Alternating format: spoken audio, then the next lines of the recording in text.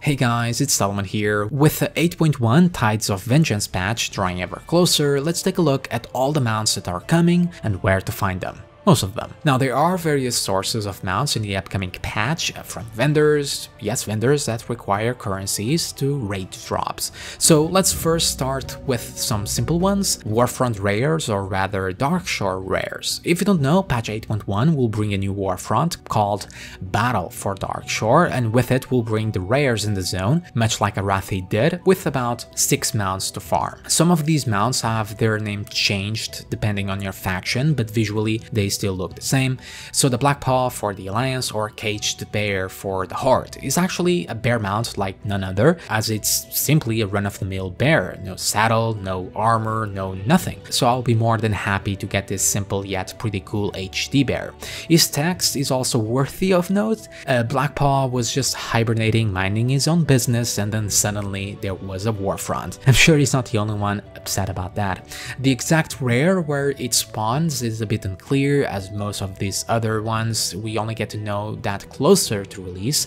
However, down below I will post an add-on that tracks rares in Arathi and their loot, so when the Darkshore Warfront comes out, it will surely be updated so you can track all of that by yourself, making your job much easier. Still on the Warfront rares, we have the Frightened Kodo, again just a simple as Kodo, which for the Horde is nothing special, just another mount to tick off the list, but for the Alliance is a bit more interesting as Kodos are quite rare for you guys. Not just horses, apparently. Ashenvale Chimera comes up next, and it's probably the most unique one, but still a recolor of already existing mounts, primarily from WoD. I like the Sky Terror, really cool nevertheless. The purple colors really fits here, and of course with the area as well. And then the last three are just a bunch of Night Sabers. Now, they did receive a new model, which looks stunning. Unlike the Kodo, this is nothing special to the Alliance, but as a Horde player, we can finally get some pretty nice sabers. And don't worry, the Alliance does make up for this later on. So like the Arathi zone, we have 6 mounts, mostly recolors, but still 6 mounts coming from the Warfront zone, making it always worth to farm out. Still on the Warfront theme, let's move over to a couple of interesting mounts that you can get with a new currency. This comes from a vendor placed near the Warfront table, as you can see on the screen,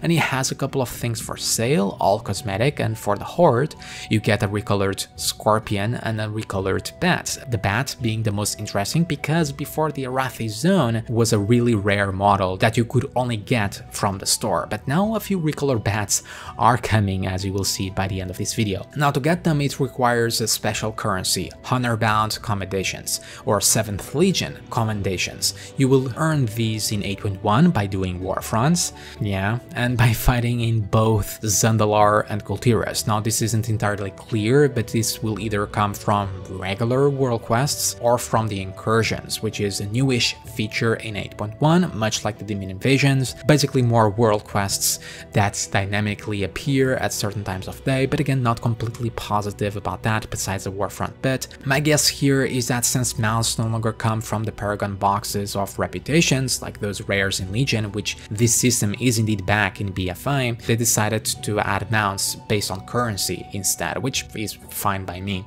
As for the Alliance, you also get a Scorpion, although it's recolored to blue. However, the most expensive mount, so the equivalent to the Bat, is this bad boy. Isn't it the most beautiful thing you have ever seen?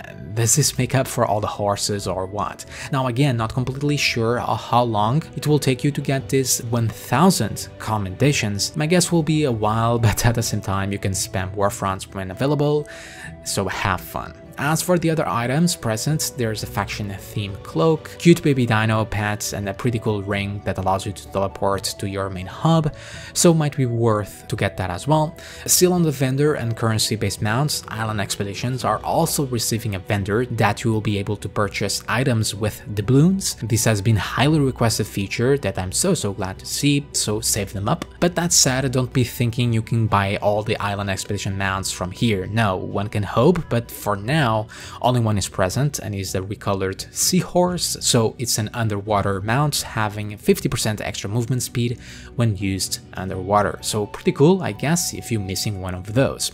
A couple of new items are present here as well, such as pets, toys, and transmog hats. As for the Island Expedition mounts themselves, so the ones that drop from them that nobody gets, there's 4 new ones: a recolored moose, okay, a storm dragon, which is pretty cool, basically the same as the Stormheim one, an undead horse recolor, again nothing special for the Horde, but pretty cool for the Alliance, and yet another recolored bat. This time is bluish, whitish one. To get them is gonna be from the 2 new islands, Havenswood, a very dark theme island, that's why undead horse and a bat, and Hurandal, or whatever it's pronounced, which is more of Rykul themed, hence why moose and the dragon. If you don't know how to get the mounts to drop in Island Expeditions, this will require a video on itself, which I might do in the future, but in short, certain mobs into the area will trigger the drop. So I assume for the dragon, hope, or surge for any dragon themed mobs or Rykul type of mob, and at the end of the expedition there will be a chance for it to drop. Same follows for the others, so good luck. And then we also have a couple of vendor mounts, which is toads, yes, freaking toads. This has been teased even before BFA was released, and we finally getting them, and the good news is they just cost gold. This guy called Gotham, yes, very nice Blizzard, is selling 3 colored variants, 300k gold each for both Horde and Alliance, so get on it. And fun fact, their running animation is just jumps or hops, so yeah, that's pretty great, and I know what I'm gonna do first when the patch comes out.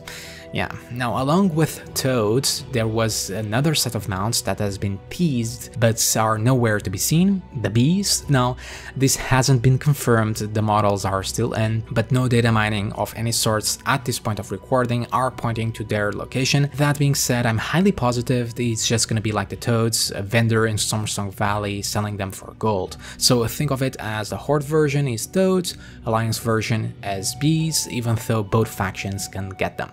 Because come on, we need them, but to be 100% sure to you guys, whenever any sort of information comes out about the bees mount, check down below, the pinned comment is the one at the top, and I'll make sure to update you all on where you can get it.